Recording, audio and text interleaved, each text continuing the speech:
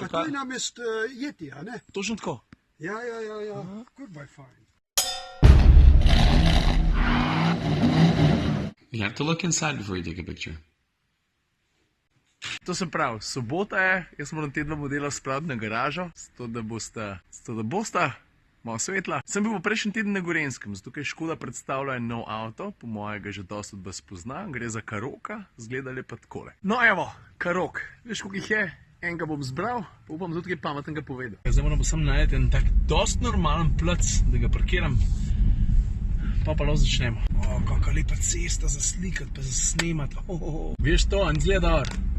No, glavno, tole je Škoda Karok ali pa Karok, nisem še čisto ziher, kako se reče, za začetek pa sam par stvari. Mogoče to, kar se kjermu od vas sam zdi, ja, Karok je v bistvu pomanjšan Kodiaq. Zato, ker dejansko, če avta postaviš enega ob drugega, je zelo malo razlik. Mislim, razlike so v detajlih, predvsem pri žarometih, nekaj tudi pri odbijačih, ampak da si boš znal predstavljati, poglej tole sliko.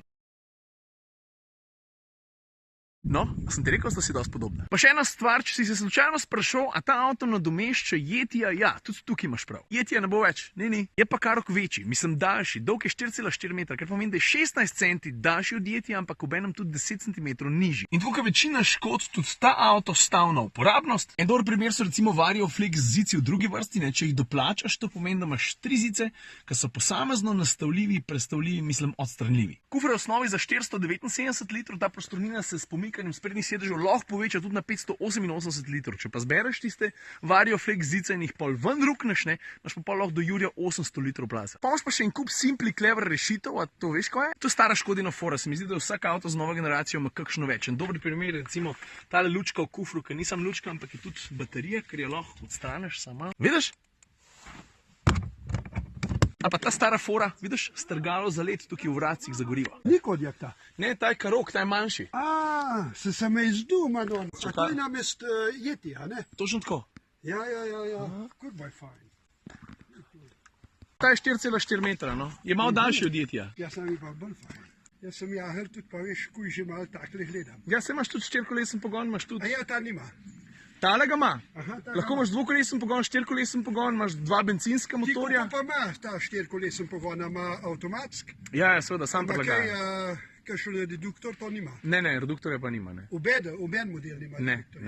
Pri bencinarjih imaš lahko 1.0 ali pa 1.5, pri dizlih imaš pa 1.6 ali pa 2.0. To pomeni, da imaš dizel lahko 110, 150 ali pa 190 konji. Pa imaš pa različne variacije s pogonoma, sprednjim pogon, 4-kolesnim pogon, avtomatskim menjalnik, ročni menjalnik. A ste slišali? Pa aktivno varnostna paleta, ta bo kar široka, ne, da bi zdaj vse naštel malo predolg trajal. Bom pa pokazal eno sliko, ti pa stisnem pauzo, pa si prebere, če češ.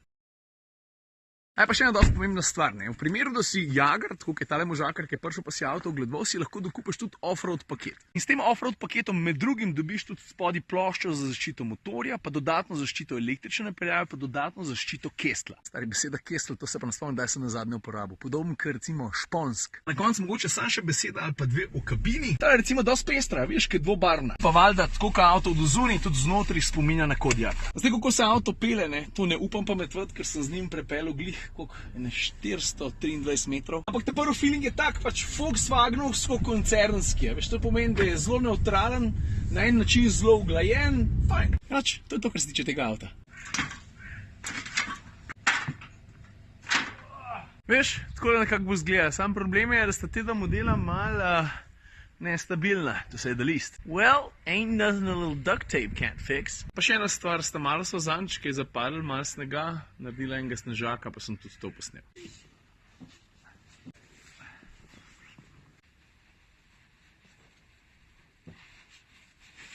Pa mimogrede, prvič mi prav prije to, da je telefon malo vodoodporen, zato ker nimam rokavic, roke imam stalno mokre in vidim, da imam tudi telefon stalno moker, to je prvič, da me ne skrbi. Mislim, prvič potem, odkar imam prvič potem, odkar imam Huawei. We did it!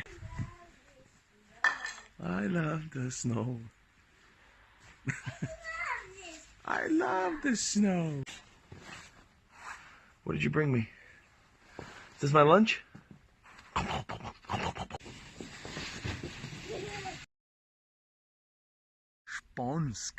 Šponsk. Več kot rečeš, bolj je čuden.